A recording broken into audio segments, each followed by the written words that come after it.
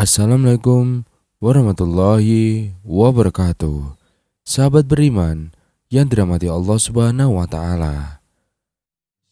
Diskusi tentang hubungan antara agama-agama Abrahamik seperti Islam, Kristen, Yahudi, dan Hindu mengungkapkan keterkaitan yang menarik di antara kepercayaan-kepercayaan tersebut. Salah satu contoh yang menonjol adalah kisah Nabi Nuh alaihissalam yang dikenal dalam berbagai tradisi agama Abrahamik, serta kisah serupa yang muncul dalam Hinduisme. Dalam tradisi Hindu, ada kisah tentang seorang tokoh bernama Manu yang diidentifikasi sebagai raja pertama di dunia. Manu dikenal sebagai sosok yang menyelamatkan umat manusia dari banjir besar.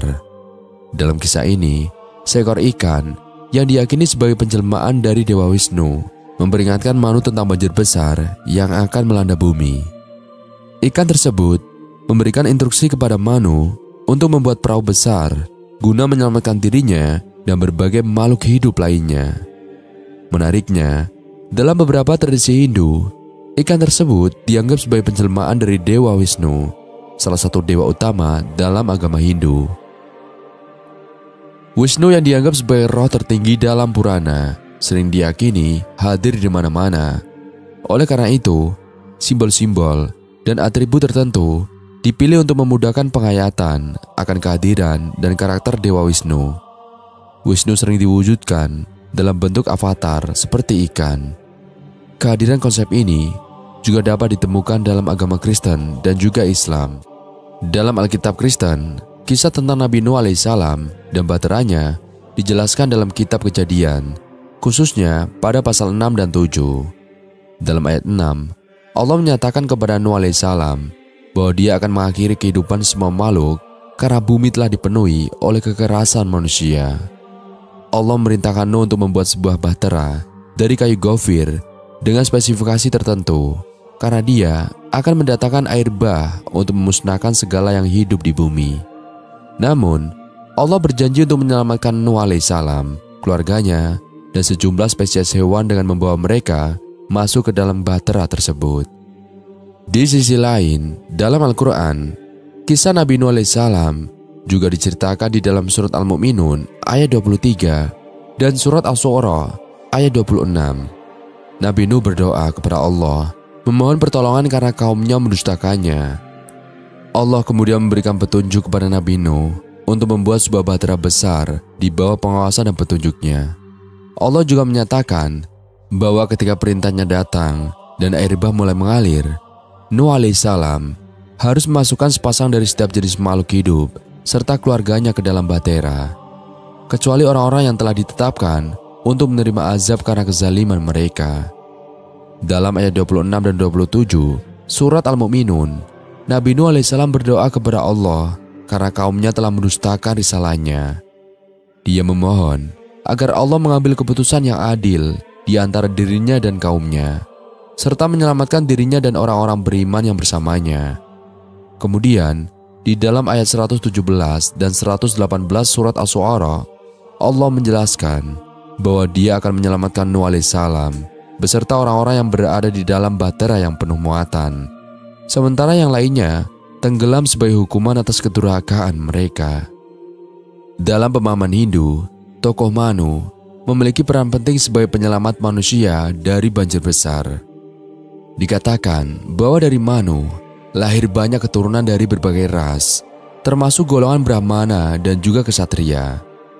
Manu memiliki banyak anak, diantaranya adalah Iksvaku, yang kemudian menjadi cikal bakal golongan Ksatria. Setelah banjir besar, Manu dalam tradisi Hindu dianggap sebagai Adam kedua, yaitu asal-usul manusia. Dalam kitab Kejadian pasal 9 ayat 1, Allah memberkati Nuh dan keturunannya serta memerintahkan mereka untuk berkembang biak dan memperbanyak jumlah mereka di muka bumi. Keberagaman bangsa dan keturunan setelah banjir besar juga dicatat di dalam kitab Kejadian pasal 10 ayat 32 yang menceritakan bahwa keturunan Nuh alaihissalam menyebar ke seluruh penjuru bumi dan membentuk berbagai bangsa sesuai dengan keturunan mereka.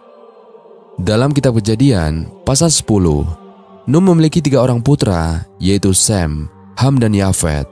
dan genealogi mereka tercatat di sana. Menurut International Standard People Encyclopedia, keturunan Sem, Ham, dan Yafet memainkan peran penting dalam pembentukan bangsa-bangsa di dunia. Keturunan Sem diyakini menjadi asal-usul bangsa Israel, sementara keturunan Ham dikaitkan dengan bangsa Mesir, Kanaan, dan juga Arab. Sementara itu, keturunan Yafet dihubungkan dengan bangsa-bangsa di Asia Minor dan juga Eropa. Selain itu, dalam tradisi Hindu, tokoh Manu atau Nuh juga dianggap sebagai seorang nabi yang membawa hukum ilahi yang dikenal sebagai Manusmriti atau hukum Manu. Dalam kitab Antarva-Veda pasal 13, terdapat kutipan yang menggambarkan kedatangan seorang nabi yang dianggap sebagai Nabi Muhammad SAW. Namun pandangan ini dipandang kontroversial dalam konteks Hinduisme karena terdapat perbedaan pandangan tertentu dalam tradisi Hindu tentang pemahaman nabi tersebut. Misalnya, dalam buku Rahasia volume 25 dinyatakan bahwa seorang Brahmana tidak boleh naik unta atau keledai, yang mungkin merujuk pada kebiasaan atau larangan dalam masyarakat kuno India. Selain itu, Nabi Nuh alaihissalam kadang-kadang disebut-sebut sebagai salah satu dewa dalam tradisi Hindu. Bahkan, beberapa kalangan mengaitkan Nabi Ibrahim dengan dewa Brahma dalam agama Hindu. Ada yang berpendapat bahwa nama Brahma berasal dari nama Abraham atau Ibrahim. Sejarah mencatat bahwa kitab Weda paling kuno muncul di India Utara, yang merupakan wilayah perlintasan Ibrahim dan juga keturunannya ketika mereka berhijrah dari Teluk Benggala akibat bencana kekeringan yang parah. Dari wilayah itulah, kemudian Ibrahim melanjutkan perjalanannya ke Timur Tengah. Hal yang sama juga dinyatakan oleh banyak sarjana yang percaya bahwa Hinduisme dimulai antara tahun 2300 sebelum Masehi dan 1500 sebelum Masehi di lembah Indus yang terletak dekat dengan wilayah Pakistan modern. Jika kita mencermati isi kitab Weda, kita dapat melihat bahwa pesan yang disampaikan di dalamnya memiliki keselarasan dengan pesan Tauhid dalam agama-agama Samawi. Misalnya dalam Yajurveda dinyatakan bahwa Tuhan tidak memiliki rupa, tidak pernah dilahirkan, dan dialah yang berhak disembah. Tuhan itu tidak berbentuk tetapi suci. Selanjutnya, dalam Atharvaveda ditegaskan bahwa Tuhan itu maha besar. Di dalam Rigveda disebutkan bahwa Tuhan itu Maha Esa dan dapat dipanggil dengan berbagai nama. Yajurveda juga menyatakan bahwa segala sesuatu di alam semesta yang selalu berubah ini diliputi oleh Yang Maha Kuasa. Semua pernyataan ini mengindikasikan adanya kesamaan konsep antara ajaran yang terdapat dalam Weda dengan prinsip-prinsip Tauhid dalam agama-agama Samawi. Selain itu, menarik untuk dicermati bahwa kata Weda mungkin memiliki keterkaitan dengan kata beda dalam bahasa Indonesia. Hal ini dimungkinkan karena banyak kata dalam bahasa Indonesia yang memiliki kesamaan dengan kata-kata dalam bahasa Sanskerta. Jika kita bisa sepakat bahwa kata Weda terkait dengan kata beda dalam bahasa Indonesia, maka kita bisa melangkah lebih jauh dengan dugaan bahwa Weda mungkin juga memiliki keterkaitan dengan kata Furqan yang berarti pembeda dalam bahasa Arab. Dan apakah benar sahabat bahwa Nabi Ibrahim alaihissalam adalah dewa Brahma? Berikut adalah beberapa pendapat yang mendukung pernyataan tersebut. Pertama, baik Nabi Ibrahim alaihissalam maupun Dewa Batara Brahma dikenal sebagai simbol keesaan Tuhan. Keduanya dianggap sebagai figur yang membawa ajaran tentang ketauhidan. Kedua, ada kemiripan nama antara Nabi Ibrahim dan Dewa Brahma yang dianggap oleh sebagian orang sebagai petunjuk adanya hubungan historis atau linguistik antara keduanya. Ketiga, istri Nabi Ibrahim alaihissalam bernama Siti Sarah, sementara istri Dewa Brahma dikenal sebagai Dewi Saraswati.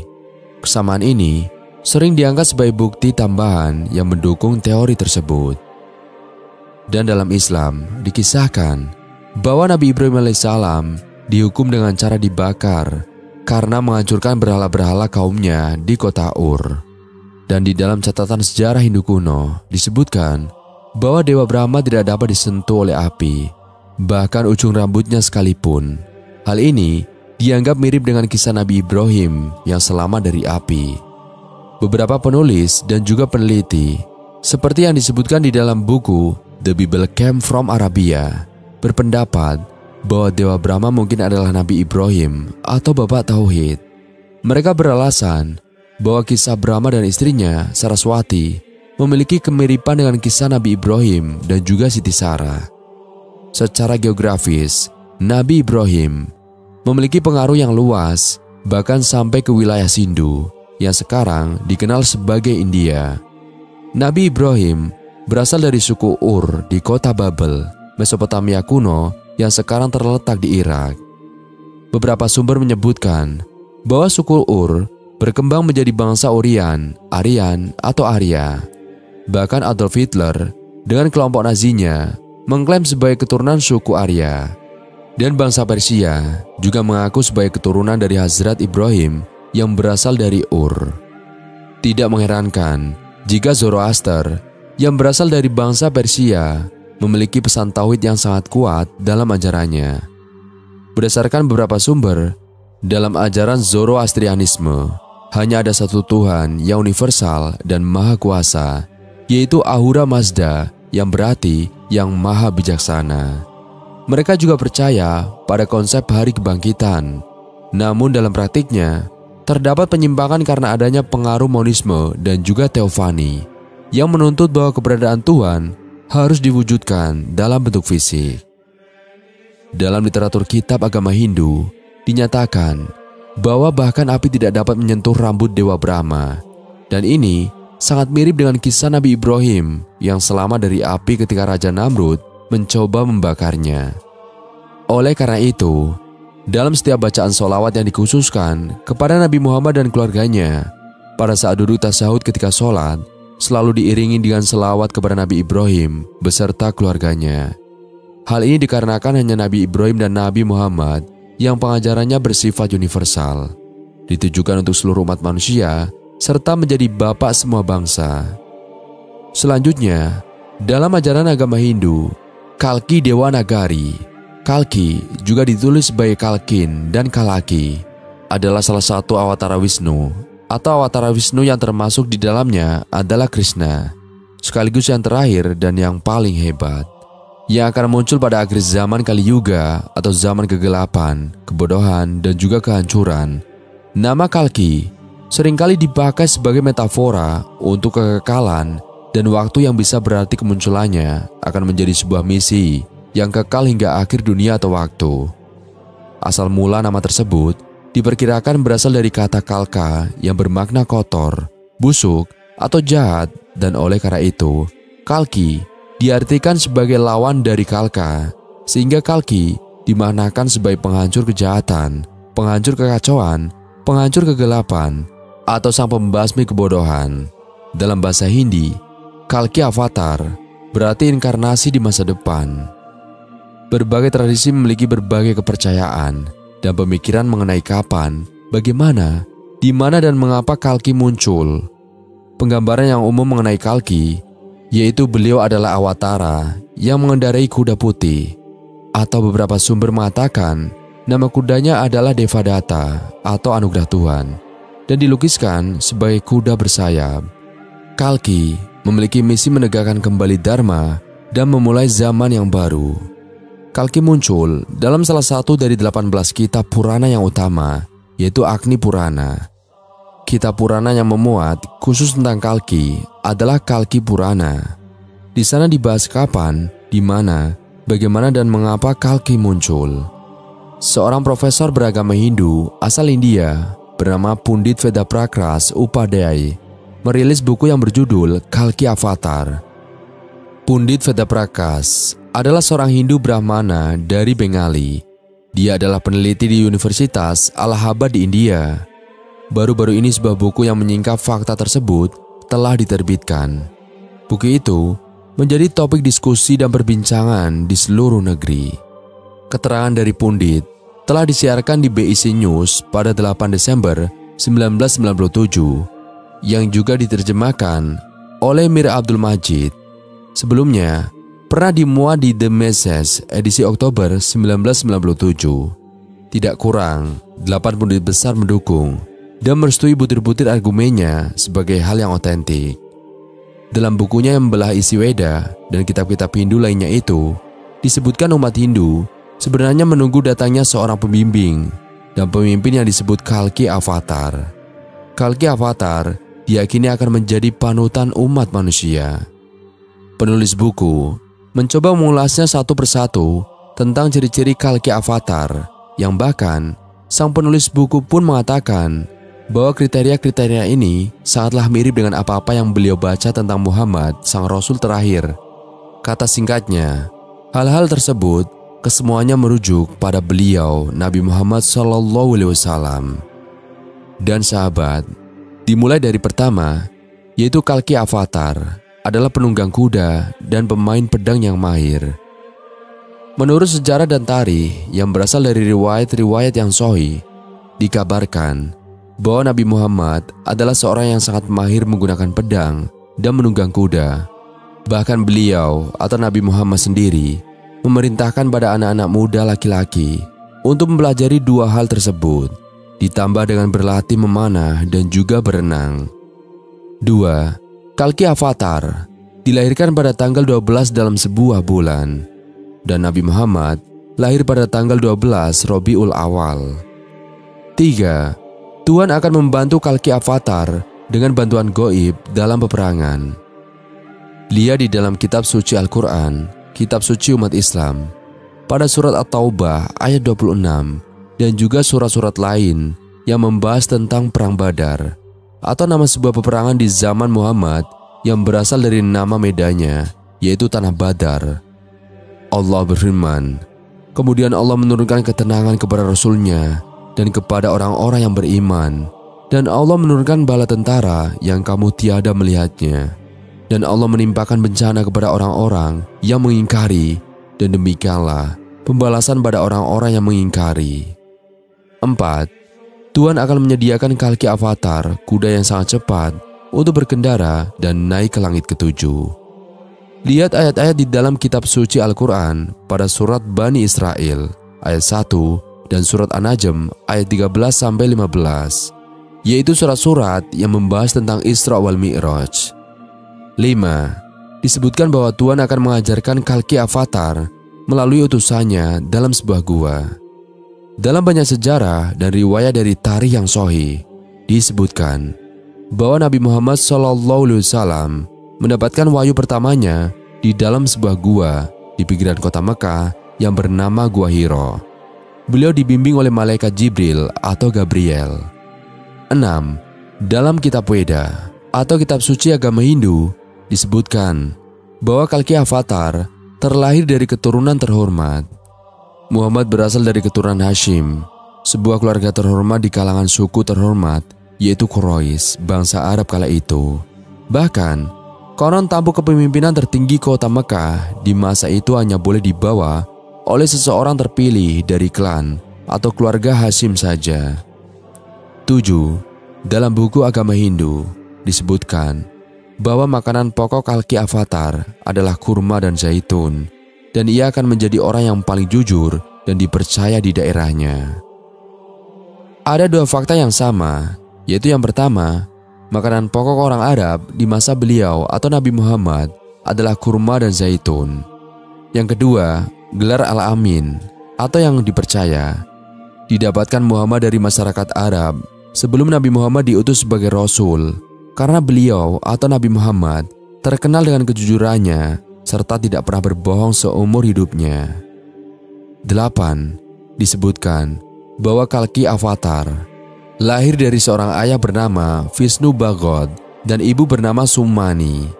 Jika kedua nama itu diartikan, maka akan ditemukan hal yang sangat mengesankan, yakni yang pertama, Vishnu artinya Tuhan, dan Bhagod artinya hamba, yaitu sama dengan hamba Tuhan, yang dalam bahasa Arab adalah Abdullah yang berarti hamba Tuhan.